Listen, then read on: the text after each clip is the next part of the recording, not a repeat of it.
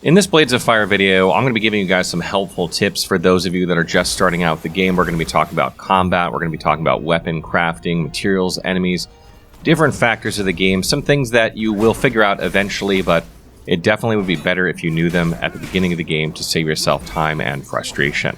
And as I mentioned in our previous video, Blades of Fire seems to be inspired by God of War. So if you've played either of the two recent God of War games, you all probably already have some understanding of these things that I'm going to be going through in this video. So to start, we're going to talk about combat fundamentals, and even though the game is inspired by God of War mechanically, the combat seems to be inspired much more by something like Dark Souls than God of War. This means you're going to be blocking, parrying, and dodging, and managing your stamina in combat, and managing your stamina is such a key part of this game, and one of the things that you can do is hold block for an extended period of time, not unlike Sekiro, in order to regain your stamina more quickly. So figuring out when to do this, backing away, creating separation in order to regain stamina is very, very important in combat, because the less stamina you have, the slower you'll move, the slower you'll roll, the slower you'll attack, and the likelihood of you being interrupted by enemies when you attack or roll is much, much higher, because enemies can interrupt you with a single attack.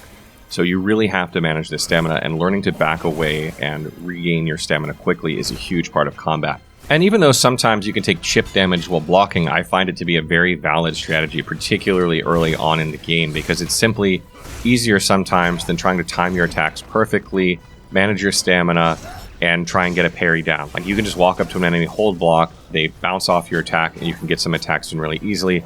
And sometimes that chip damage is worth it when you're still learning the mechanics of the game, so don't forget to block as well. Parrying is extremely effective in this game, and I will say that it is kind of challenging. The window is not bad, in my opinion. It's definitely something that you can be mastered with a little bit of practice.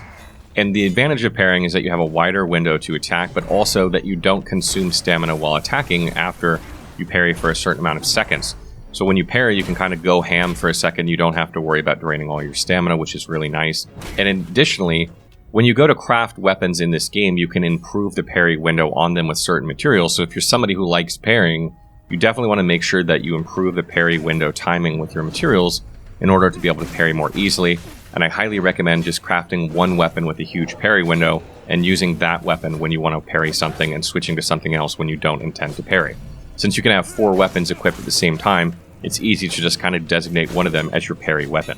Now, there are no stats in Blades of Fire like there are in the Souls games, so you won't have like strength, intelligence, dexterity, or anything like that, but you do have health and stamina, and you will increase these in a God of War type manner by finding shards of health and shards of stamina throughout the game. That when you collect 4 of them, you'll increase your stamina pool and you'll increase your health pool. So you want to make sure to be on the lookout for these everywhere you go and really explore. There's a lot of exploration in this game. There's things off the beaten path everywhere. Spend a good amount of time exploring, because this will improve your health and stamina pools, which will make combat easier for you in the long run. So the next thing we're going to talk about is weapon types and damage types, as well as how to unlock new weapon types and weapons and weapon totems and what they do. So there are a total of 7 different weapon types in Blades of Fire. There are daggers, twin axes, sabers, swords, great swords, pole arms, and spears.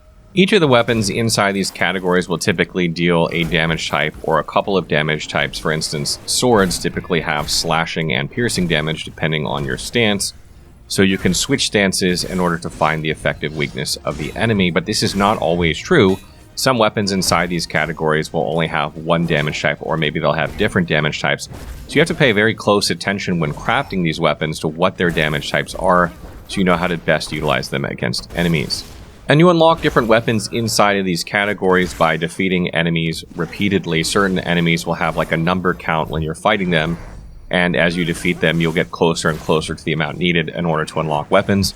And the weapons you typically unlock are usually the weapons that they're using. So if you see an enemy using a weapon you've never seen before, odds are you can acquire that weapon by defeating a certain number of those enemies. So you should definitely focus on that if you like that weapon type and you want to see what it does, because each weapon inside each category, as I mentioned a second ago, is a little bit different. So they might have longer reach, they might have more damage, they might have different damage types. So you definitely want to take a look at these things when figuring out what weapons you use, because not all weapons are created equal. And there are certain things you can tell from these weapons just by the type that they are. For instance, daggers have faster attack speed because they're easier to wield than something like a polearm, but they have shorter reach than polearms because polearms are much longer. So these things come into play as well. Now, when you're crafting weapons, you can actually change the properties of weapons. And as I mentioned a little bit earlier about making a weapon better at parrying so that you can have a parry weapon for when you want to try and parry certain attacks, you also probably want to have different weapons for different setups. And you obviously need to have at least one weapon that deals at least each damage type. So, for instance, you're going to need at least one weapon that does blunt, one that does slashing, and one that does piercing in order to be able to cycle through your weapons when you're facing enemies. Because enemies that have the red outer glow when you lock onto them are going to take no damage basically from the weapon that you're using and are very, very ineffective. So you definitely need to switch weapons or stances in that case, depending on what weapon you're using. And you want to probably be doing damage against the green outer glow. That's the best case scenario. Orange is bearable but not ideal. So you want to learn to keep cycling through your weapons until you find the weakness of that enemy. And sometimes you'll see the weaknesses like in certain parts on the enemy and not other parts. And this is where like the directional attacks of the game come into play. You can attack from the left, right, or top depending on the button that you press. And this will allow you to target that specific part. For instance, if the enemy's left shoulder is green but their right side is red, you want to attack into their left shoulder by attacking from the right. You don't want to attack from the left in this case, otherwise you'll be attacking into a heavily resisted area that'll make it so that you're very ineffective. So learning to target the weak points with the damage type that you're doing and recognizing those is also a huge part of combat in Blades of Fire. And crafting and taking care of your gear is probably the biggest feature of this game outside of combat. You are going to spend a good amount of time crafting weapons, trying to improve their qualities by getting more advanced materials that increases the damage. Maybe it improves the blocking or parry timing. Maybe it improves the length of the weapon in order to make it so that you can keep your spacing further away.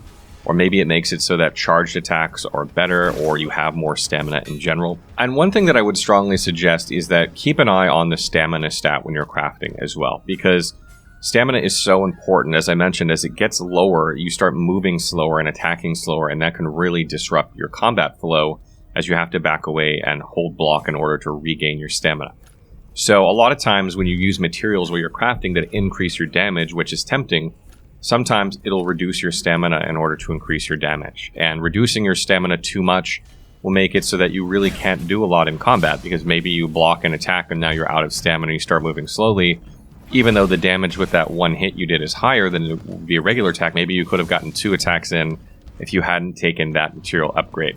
So I highly recommend early on at least that you really pay attention to the stamina stat when crafting and try not to reduce that too much or you might have issues in combat. And weapon totems can be found all across the game, and when you interact with these with the correct weapon type, it will provide you crafting materials that will help you create better weapons. So they're very, very important to get and to use. And if for some reason you don't have the appropriate weapon when you get there, it will mark it on your map so you can remember where it is. So finding them and going up to them is at least a minimum thing to do if you don't have the right weapon, because then you can come back to them later. And it's a good idea to try and keep like at least one weapon of each different type. You can only have 4 weapons equipped, so you can't have all 7 weapon types equipped.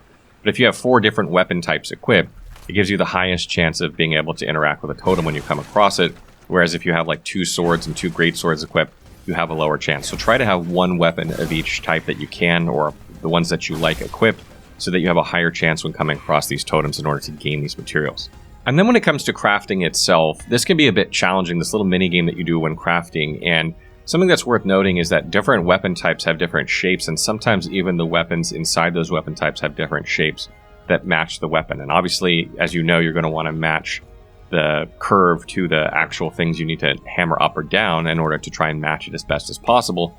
But sometimes some weapons are just way harder to do than others. So it might be beneficial to start with easier weapons to craft early on, so that you're not getting very low durability on some really good weapon, but then it's gone and all those materials that you had are gone when you can't use it anymore. Additionally, something it took me a little while to learn is that you can angle the hammer differently so that you hit a smaller area but harder, or a wider area but more shallower. And sometimes changing these is very beneficial to the way that you go, or the way you craft a weapon. And so make sure that you're doing that. And one of the things that I found that works really well when crafting weapons is that if you work from the left to the right, targeting the gold lines on the far left or just below the weapon's outline, then you can angle your hammer with wide strikes and work your way down the weapon. And if you make an error, you can reheat the weapon to kind of start over and help smooth it out a bit. Just keep in mind that this will reduce the number of strikes and maximum durability that you can get. But working from left to right seems to work the best for me so far. So that wraps up our video on getting started tips for Blades of Fire. I hope you guys enjoyed the tips from this one. Some of this stuff's going to get more obvious to you the further you play into the game, and some of it obviously is going to just take some practice to get down, but I hope these tips helped you out. And big shout out to Mercury, Steam, and 505 for sponsoring this video. If you guys like what you see in this game, if you've seen our other video and this one, and you want to pick it up, you can use our link below to support the channel. I want to hear from you guys though. Are you playing Blades of Fire? Did you play the demo? What do you think of it so far? Let me know in the comments below.